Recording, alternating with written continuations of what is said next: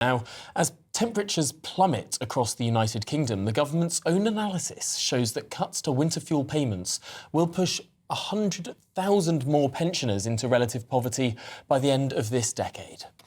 Ministers have already begun bracing for a politically difficult winter, in which the cut to fuel payments is set to be blamed for harming older people and putting additional pressure on the NHS. Well, we can now go to St Neots in Cambridgeshire and speak to a GB News viewer, John Gearing. John, this is clearly a big concern for many pensioners up and down the country. First of all, what's the weather like in Cambridgeshire? Well, it's very good here today. Very cold overnight, but the sun is shining. It's rather nice blue sky. So it's not too bad in the basket of England, as you will probably know, the Fens. And what's your feeling about the winter fuel allowance cut? We spoke to a viewer earlier who said that he didn't have an in-principle objection to it, but that nowhere near enough notice was being given this winter to pensioners who are going to lose this £300 payment. Well, I think that's true. I mean, it hasn't particularly affected me. I'm 76 years old and I'm still working part-time. So I'll just have to work a bit harder to cover the fact that I've lost my £300 winter allowance payment. But there are a number of elderly people. It's very difficult to get a handle on the poverty because elderly people are quite private and they won't really want to come out and discuss how difficult the situation is for them. But I'm sure there's a number of elderly people will have a little bit of savings under the mattress and they'll have to just call on their savings to try and provide the heat that they need to and to also provide the food in this current inflationary period. So difficult time for elderly people, but difficult to get a handle on who is affected and who is not so affected. Do you get a sense that this government perhaps thinks that elderly people are not one of their, how do I put this, biggest priorities, really, for the next 4.5 years? Undoubtedly so. I mean, this government, if it's going to pick an argument, has picked the wrong people, picking an argument with the elderly, picking an argument with the farmers. People won't forget this. They're in trouble, and this won't be forgotten over the next 4 years. And I would suspect they're going to be in trouble when it comes to the next election in 5 years' time. I suppose, John, what the government would say, though, is that they've had to find more revenue from somewhere. Whether or not you believe the 22 billion is an accurate figure, they certainly think that they need to raise revenue. And they're looking at pensioners, many of whom, not all, of course, but many of whom are very wealthy and, in fact, a lot wealthier than younger people who are working and paying tax. And so they've calculated that actually this is a relatively easy win for them because it is just means testing. I mean, do you think that trying to roll out pension credits to more pensioners is going to make up for it? Or do you think just too many pensioners aren't aware of what they are eligible for? Well, it's a very difficult situation. I mean, the elderly people are quite vulnerable.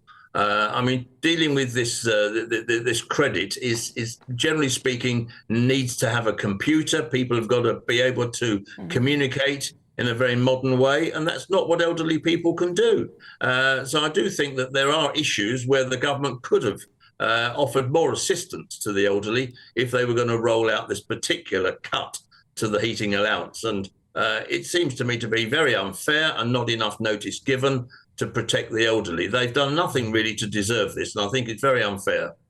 OK, well, John Gearing, GB News viewer, appreciate your time this afternoon. Thanks for joining us live from St Neots in Cambridgeshire.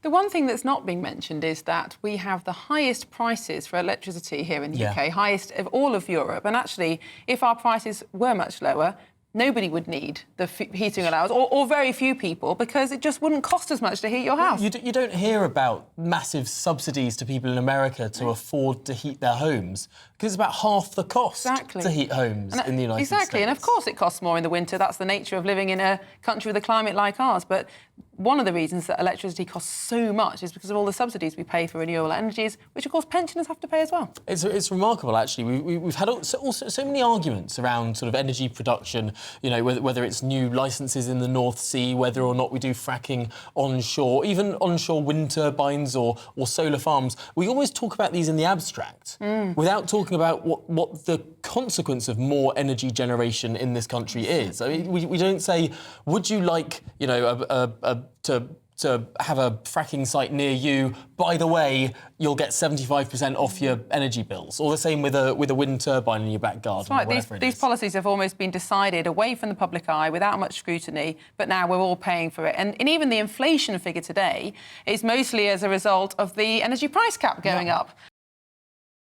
Using the internet without a VPN is a bit like taking to the road without car insurance. All it takes is one unlucky moment to cost you a lot of cash. We want to help protect you. This video's sponsor, Private Internet Access, is the VPN to help keep you safe. Now you might be asking, what is a VPN? Well, a virtual private network is an app that hides your IP address and safeguards your internet connection through an encrypted tunnel. This way, it shields your digital life from the eyes of those that are looking to exploit your private information. Whenever you connect to the internet on a public Wi-Fi network, such as at airports, coffee shops, friends' houses, or even in your own home, your data is at risk of being stolen. Hackers that are connected to the same Wi-Fi network have the ability to steal your personal data with ease. T-Mobile reached a settlement this year with the US Federal Communications Commission after they suffered data breaches in 2021, 22, and 23. In 2023 alone, over 37 million customers' data was exposed. And it's not just hackers to be concerned about.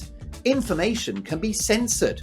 When Canada passed their C-18 bill, social media giants decided to ban news content on their platforms. But PIA can protect your ability to consume the news content that you love. Private Internet Access is available for all platforms: Windows, macOS, Android, Linux, iOS, and you can use one Private Internet Access subscription to protect an unlimited number of devices at the same time. Plus, we've got a huge GB News discount. Click the link in this video's description and you'll get 83% off PIA. That is under £2 a month, and you'll get an extra 4 months completely free. There's also a 30-day money-back guarantee. So head to piavpn.com/GB News to start protecting yourself digitally today. And as temperatures plummet across the United Kingdom, the government's own analysis has shown that winter fuel payment cuts will now push 100,000 more pensioners into poverty by the end of this decade. This comes as ministers begin bracing for a politically difficult winter in which the cut to fuel payments is set to be blamed for harming older people and putting additional pressure on the NHS. Well, let's discuss this further with our very own East Midlands reporter, Will Hollis. Will, thanks for joining us. This, of course, is a bitterly cold winter, as I suppose we can all see on our screens now. Bitterly cold is an understatement. From where I am right now in Mapley, Nottingham, there's still a thick blanket of snow. This was laying on Monday evening. The temperatures when I was driving over here was around 1 degree, so a little bit above freezing, but it is freezing all over my face and there's a cold wind. But I'm a young man, of course. There are a lot of people that I've been speaking today in this part of Nottingham who aren't young, who are over the age of 65 and until recently would have expected to have had the winter fuel allowance, which is worth £300 for a pensioner. One of the first acts of the new Labour government a few months ago was to remove that winter fuel payment for every single person. It didn't matter how wealthy you were, it didn't matter about what your assets were, every single pensioner would have expected that £300 until now. Now the government thinks that they'll raise £1.5 billion by removing that, but it says that they are ensuring that those most in need are able to access it through the pension credit, something that they're encouraging a benefit for the poorest pensioners. But their own analysis estimates that some 50,000 people next year will fall into relative poverty and 100,000 in the next few years. I've been speaking to some pensioners on the high street that are both in receipt of that pension fuel this year, but also those that have lost it too. I don't see what I can do. Can't do anything about it, really. I feel annoyed. Can't do anything about it. I just live on my pension. And because I'm fit, I can't get any benefits. Downside of it. So really, the fuel allowance made a big difference to me on top of my basic pension. See, the only way I got pension credit was because I lost my husband in August this year. 4 years this August. Yeah, that's the only reason why I got the pension credit. Otherwise, I wouldn't have got it. Yeah, and how important is it that people are supported by the government? Some find it good and some find it don't. You know, some are struggling, which I think's wrong. I think we should all get it. You know, them. Well, campaigners and opposition party politicians are urging the government to rethink the removal of the winter fuel payment. But as the Chancellor has said so many times, she says there is a £22 billion black hole in the Treasury and she needs to fund public services. And this is one way that the Labour government is planning on doing so. One of the arguments as well that Keir Starmer has made is that because the state pension has been lifted, pensioners will actually be better off this year, even without the winter fuel payment.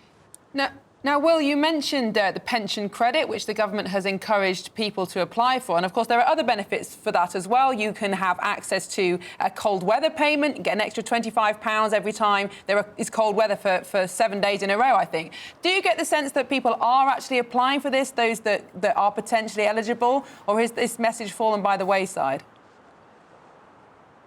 So from other conversations that I've been having with people, there are groups around the country that are trying to help people to get the pension credit. It is a complicated bureaucratic document that some people really struggle with, some people might argue, but there are a lot of people that are trying. I've spoken to a lot of people that have tried and have fallen short. It's also worth noting that there are lots of people that I have spoken today who didn't necessarily want to talk to me on camera because despite losing the fuel allowance, they said, we've got enough savings, we didn't really need it anyway. One person reflected to me a few weeks ago that they actually bought a guitar with the winter fuel payment. So maybe that gives a sense of what the government is trying to argue, that through a means testing formula, maybe it will be better placed when they need to raise money for services, but a lot of people, as we know from these figures, 50,000 in a single year, will be now going into poverty because they don't get that fuel payment.